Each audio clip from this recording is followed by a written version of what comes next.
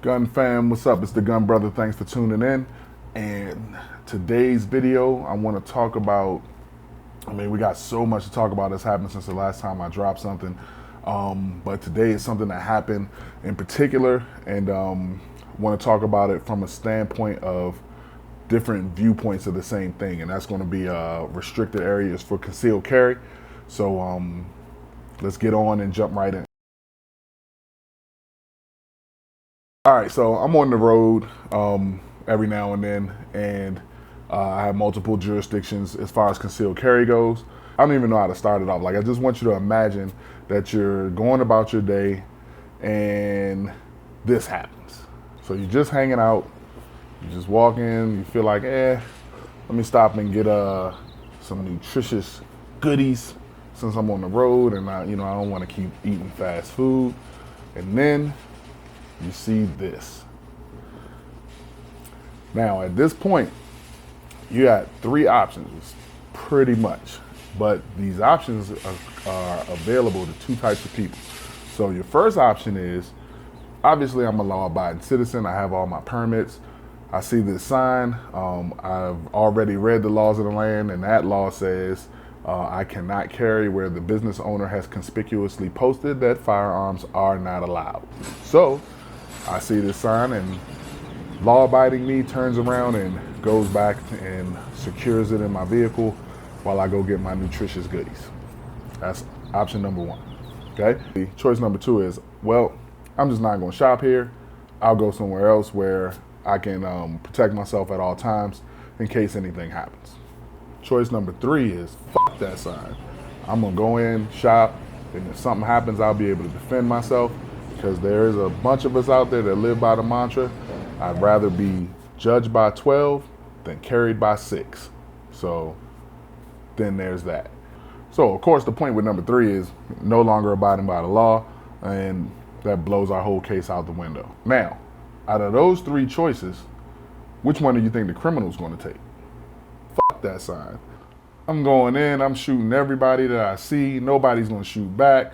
I'm shooting up all the groceries, and then I'm gonna leave, and we'll see what happens. He's not worried about a sign. He's not worried about laws. He's not worried about all of a sudden becoming and not being a law-abiding citizen, because he's coming to break the law anyway. So the sign doesn't mean anything to him. Now, what I'm about to explain is what that sign really does mean to people that want to cause issues, cause problems, and kill people. Originally, this was May 5th. I was going to the store, Cinco de Mayo. I was going to get some chilies or something for some sauce. Anyway, so I go into this, I'm walking and I see the sign and I'm like, are you serious? Now, this is actually in an open carry state and a shall issue state. So it really caught me off guard. But to gun or anti-gun people, I want you to understand, or however you feel about guns, it really doesn't even matter. What I want you to understand is tactically what this does to a situation. So number one, obviously, if I look at that store and I see that sign, I know that everybody in there is not armed. The only way that this strategy works is everybody's not allowed to be armed in the building, but the whole staff is armed. So like the produce dude he's armed up, and they got a crack commando squad back in the meat section. And then like the lady up at the cash register, secretly has, she's all armed up underneath her smock. So, but I doubt that that's the case. So if I want to go in armed and shoot everybody, I'm not going to have any type of opposition, okay? The only thing that the store had as far as protection was an unarmed dude in khakis and a polo shirt with security on his chest, okay? So there's nothing he's going to be able to do either. So that's what that says to me. That sign says to me that store, not even just that store, if this person is preparing an attack and preemptively looking for some place where it's pretty much fish in a barrel, that whole store, unarmed, the people in the parking lot on the way into the store are going to be unarmed, and the people coming out of the store are unarmed. So I can pretty much set up anywhere I want and just start picking people off, and nobody's going to shoot back at me. That's what that sign says to the criminal mind, or somebody that wants to perpetrate a mass shooting, killing, massacre, whatever you want to call it.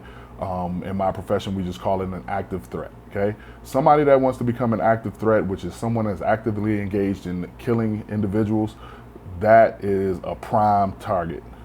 No pun intended, since it was a Whole Foods. Anyway, so out of those three choices, that's the choice that every citizen has to make if they're, abiding by the law and they come upon an establishment with that kind of sign. But I really want to understand, what is the thought process behind that? In other words, do shoppers see that sign and feel safe and think, great, there's no guns in this building, I'm good? Because to me, that's backwards thinking. Again, because a criminal is going to disregard the sign if he even sees it, because at that point he's already determined to, and it doesn't even have to be a mass shooting, just a robbery. Okay, I can rob anybody that I want in that vicinity, because nobody's going to be armed coming in or out of that store. If you think that you're safer because you're in a building that does not allow firearms, I think that's actually the exact opposite. I think you're in the most danger that you could ever be in, because there's nobody to stop a bad person from coming in with a firearm. And people always tend to focus on the negative. Even when I wear this t-shirt, it says peace, love, and hollow points. And everybody who's against it focuses on the hollow points. And I always tell them, I was like, look, that's just in case the peace and love don't work. I'd rather do the peace and love all day. I had the hollow points with me just in case it doesn't work, because everybody doesn't want to give you peace and love or reciprocate that peace and love. So gotta have the hollow points. What do you do if you see that sign on a building? What do you do with your firearm? Do you take it back out? Do you just not patronize that establishment? And put it in the comments. Let me know what you do.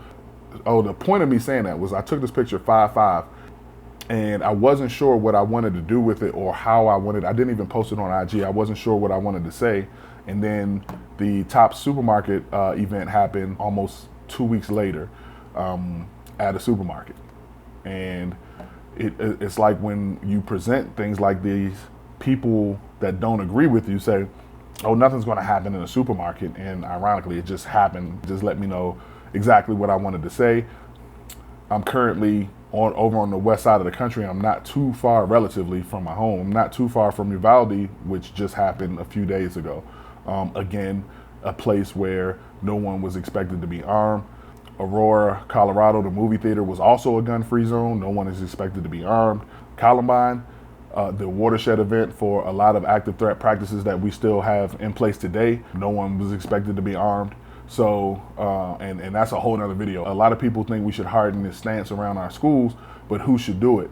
Like I said, that's a whole nother topic, and I'll get into that in another session. All right?